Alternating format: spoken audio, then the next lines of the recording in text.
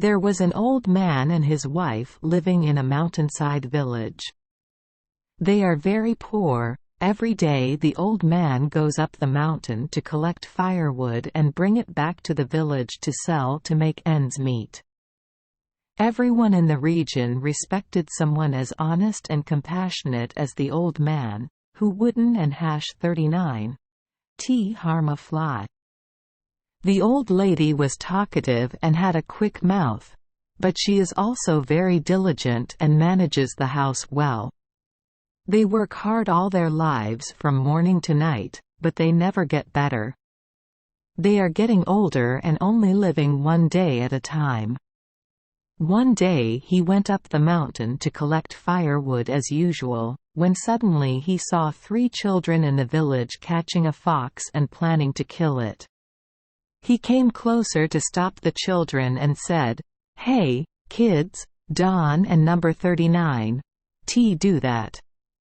You shouldn't and #39 treat him so cruelly. You can sell it back to me." In his pocket there was only 100 dong. But the children also agreed to sell it to him. They tied a rope around the fox and number 39's neck and gave it to the old man. The old man led the fox up the mountain. As he walked, he said to the fox, "I and number 39 am so sorry, uncle. I Don and number 39 know which mountain you live on. But from now on, Don and number 39 be foolish enough to enter the village again, the children will catch you again. Well, now run quickly back to your cave." Having finished speaking, he pulled the rope and let the fox go. Read more. The next day the old man went up the mountain again to look for firewood. The fox you saved yesterday came to you and said, "Grandpa, yesterday you saved me from death. Thank you very much." The old man told him, "Is that you? I and number 39 am just helping you. What and number 39's the point? I feel sorry for you when I see you like that. After all, you are just an animal. A word of thanks from you is very precious. Come on, quickly go back to your cave or the children will see you and they won and number 39 forgive you." Hearing the old man say, the fox and number 39's tears fell to the ground. He quietly came to him and said, "Grandfather, I will tell you this. The people who live in the temple at the foot of the mountain do not drink tea, but they are in dire need of a teapot. I will become that kettle. Even though it and number 39's a bit heavy, please take the time to bring it to the temple and sell it to them. You and number 39 have money." Having finished speaking, the fox lowered his ears. It did so the 3rd time and it turned into a shining ancient bronze kettle. The old man picked up the copper kettle and knocked on the side of the kettle. It made a beautiful humming sound. The fox turned into a kettle so it was quite heavy. The old man had difficulty carrying it to the temple at the foot of the mountain. He told the monk, "This kettle was left by my ancestors, now I want to sell it." The monk looked at the kettle and he immediately agreed to buy it. He paid the old man 3,000. The old man was so happy, because he had never had so much money before.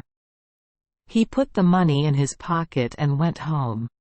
Having bought a beautiful kettle, the monk was very pleased. He called the novice monks and said, "Please use sand to polish this kettle for me. Tomorrow we and number 39 have the kiln come and make us a furnace." The little monks brought kettles to fight. They rubbed sand on the side of the kettle. Just then a voice came from inside the kettle. "Boys, it hurts. That and number 39's hurt. Please be gentle." The little monks were surprised. They ran back and shouted, Teacher. Bach sees. The kettle can talk. The monk said, "No, that and number 39. The sound of the kettle. You guys mistakenly thought it was a voice. That and number 39. Good warmth. But if you want, just bring it back and put it in its original place." The monks were still skeptical, so they brought the kettle back and put it back in its original place. That night the sound disappeared, people could not find it anywhere. The monk was extremely angry. He kept saying over and over that the kettle was so good that the thief lurked and took it away. As for the old man, he had no idea what had happened. The next day he went up the mountain again and saw the fox again. He said to him, "Hello, yesterday the young monks at the temple rubbed sand on my body. It hurt so much. They treated me terribly. This time you have to avoid danger. Grandpa, please go to the city and buy me a comb, a set of hairpins, a brooch, a belt, a towel and some beautiful women and number 39's jewelry. If you can buy some of those things, I will turn into a beautiful girl. Then you can take her to a brothel in the city to sell her. He will get a lot of money. Go quickly." The old man went to the city to buy those things and then returned to the mountain. Seeing him, the fox cried out, "Oh! You go so fast and the things you buy are amazing. Now watch me turn into a girl." The fox spun around 3 times and transformed into a stunningly beautiful girl. The old man took her to a brothel in the city and told the boss, "This is my daughter. Do you want to buy it?" The brothel owner saw the beautiful girl and immediately liked her. He paid the old man 100,000 dong. The old man took the money, put it in his pocket and returned home. From that day on, the beautiful girl became the boss and number 39's lucrative commodity. Thanks to her, he earned so much money. A year later from the day the beautiful girl arrived at the brothel, one day she told the boss, "Since I came here, I have never once visited my parents. Now I really want to visit them for a few days. Can you give me a few days off?" The brothel owner thought the girl was right and immediately agreed. He even sent gifts to the girl and number 39's parents.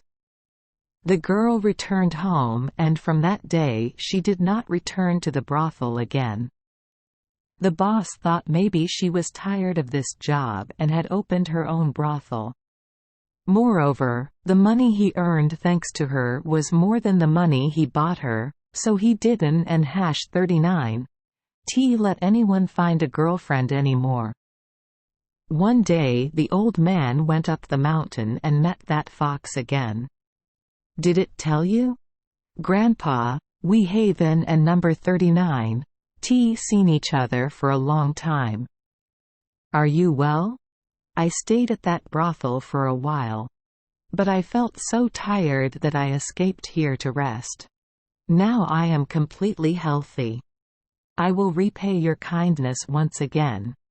This time I will turn into a horse. Please take the horse to a rich house far away from here to sell it. This horse is more valuable than the 2 things you gave me before. But if something unfortunate happens to me, I may never see you again. If that happens, please take today as my death anniversary. Please take a few minutes to think of me and light some incense sticks for me." Read the story. Well, I turned into a horse. Wait! The old man exclaimed, "You have helped me many times. I am no longer as poor as before." He had everything he needed. I don't and number 39's have to do anything for you anymore. I beg you. Despite the old man and number 39's words, the fox still transformed into a beautiful grey horse. The old man didn't and #39 know what to do other than take his horse to a precious bookhouse far away to sell it. People gave the old man 100,000. He took the money and left, feeling very sad. Some time later there was a festival in a place far away from where the fox, now a grey horse, was sitting. The young nobleman took out a beautiful horse to ride to the festival. They passed through many villages and mountains. The grey horse is actually a fox, so in terms of strength it cannot match a real horse. Along the way he collapsed and fainted.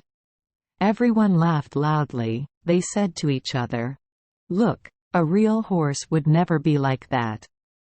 This must be a sick horse." After saying that, they threw the horse down into the mud. They took another horse carrying goods for the noble to ride and continued on their way. After they left, the fox tried to get out of the swamp and no one knew where it went. Kai knew that from then on people would never see it again. Thanks to the fox and number 39's help, the old man became a landowner, the richest man in the area.